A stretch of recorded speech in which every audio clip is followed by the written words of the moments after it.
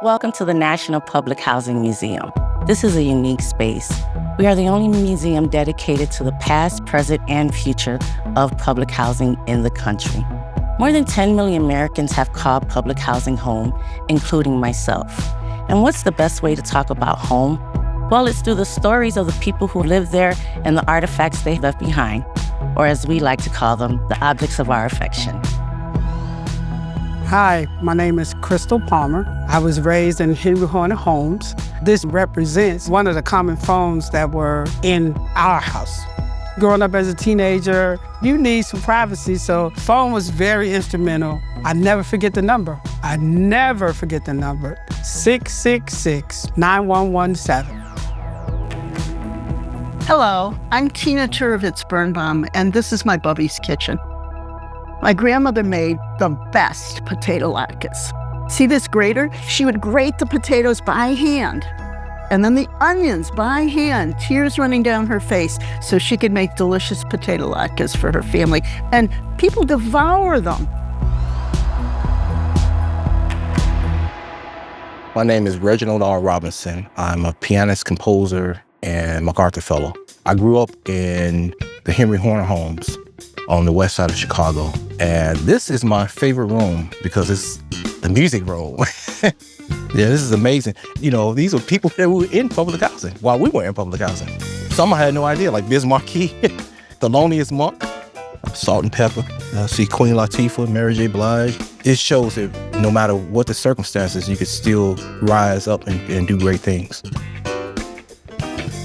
Hello, my name is Troy Gaston, and I'm a former resident of the Robert Taylor Housing Projects from 1989 to 1999. This is one of my favorite spaces in the National Public Housing Museum, Dr. Black's recording studio.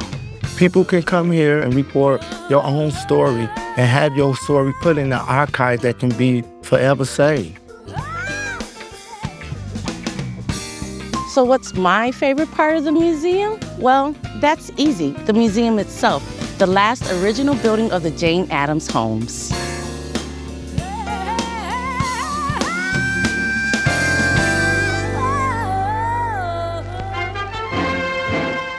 Named for Chicago's beloved Jane Addams, this housing development will lead the way to better living conditions for families of low income.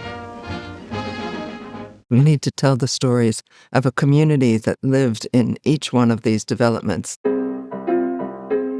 Not all the stories are very happy, but many of them are.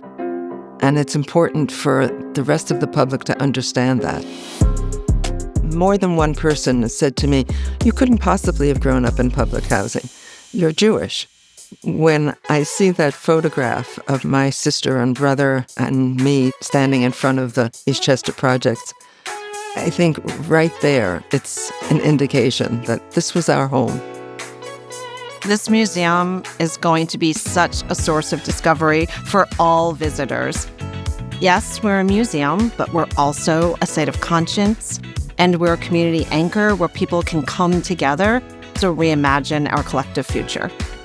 The best museums allow people to learn new things, to feel new things, but then also inspire them to act differently and to do new things. And so that's what this museum is all about.